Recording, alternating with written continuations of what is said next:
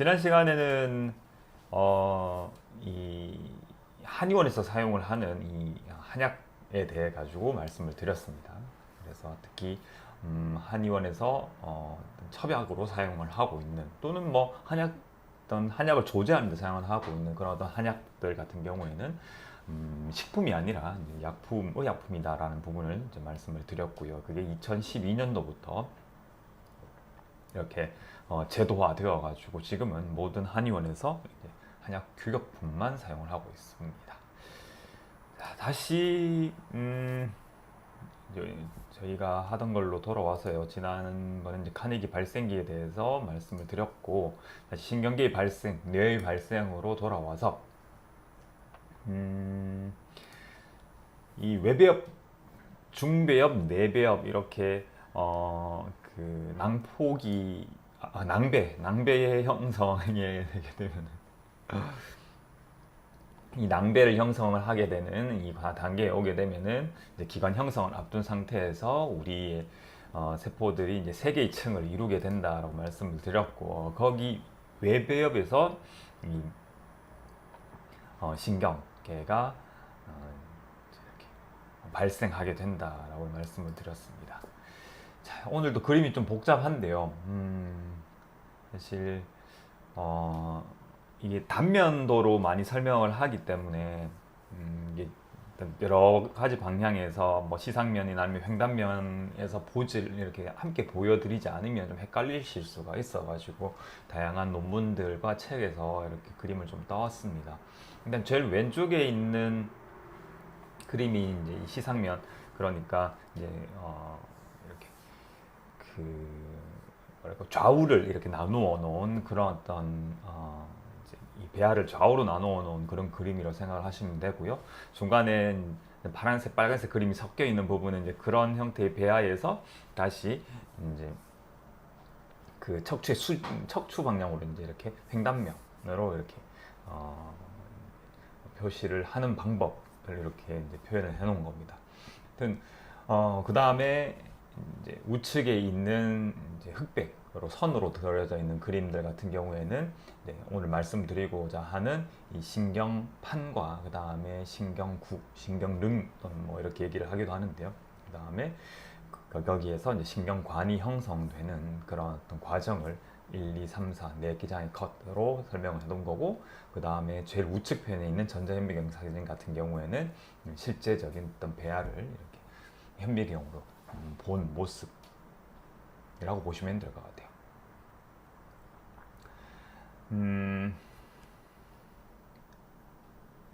자, 일단은 오늘 말씀드리고 싶은 내용은 이 문장 한 가지로 말씀을 드릴 수가 있을 것 같습니다. 이 우리의 신경계라고 하는 거는 처음이 시작이 하나의 판이었다, 플레이트였다라는 겁니다.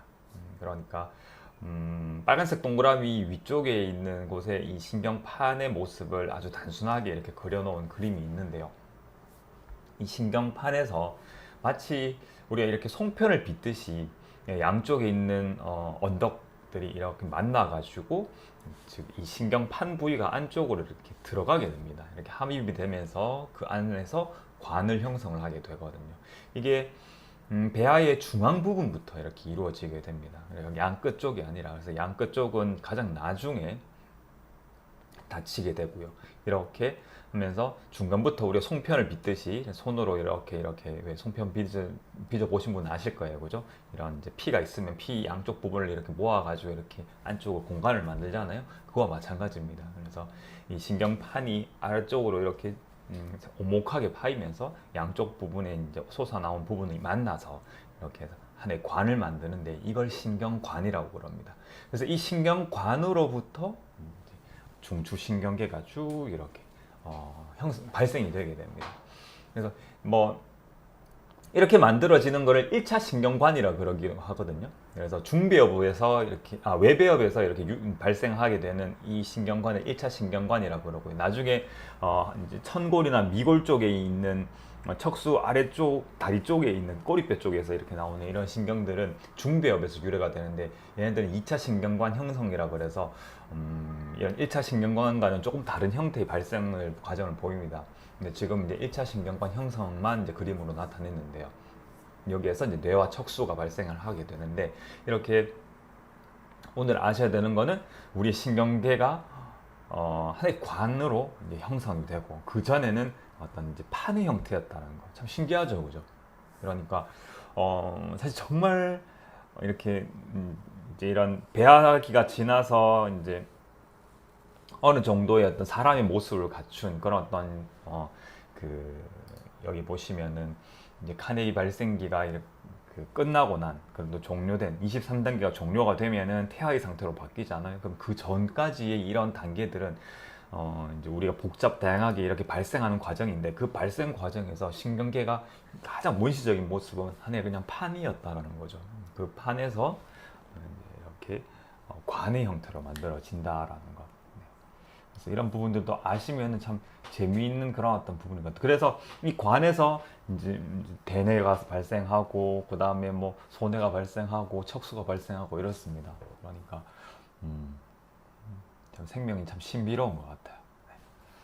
네. 오늘 기억하셔야 될 거는 신경계가 이렇게 판에서부터 우리가 송편 빚듯이 관으로 만들어진다라는 거를 기억을 해주셨으면 좋겠습니다.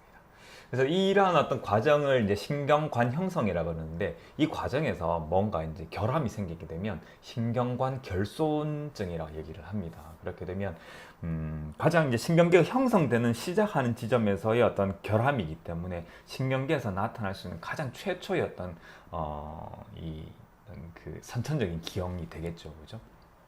그래서 뇌와 척수 쪽에 발생하는 선천적 기형 증상이 되고, 그걸 모아서 이제 신경관 결손증이라고 얘기를 하기도 합니다. 그래서 거기에서부터 이제 이런 발생학적인 내용들을 이제 연관해서 질환들까지도 이렇게 살펴볼 수 있게 되는 거죠. 참 어렵네요, 그죠? 최대한 쉽게 설명을 하려고 하는데도 쉽지 않지만은 또 한 문장만 기억을 하시면 될 것 같아요. 네, 신경계는 이제 판에서부터 시작을 한다는 거, 한 가지만 기억을 하시면 될 것 같습니다. 오늘의 라이브 리뷰는 여기까지입니다.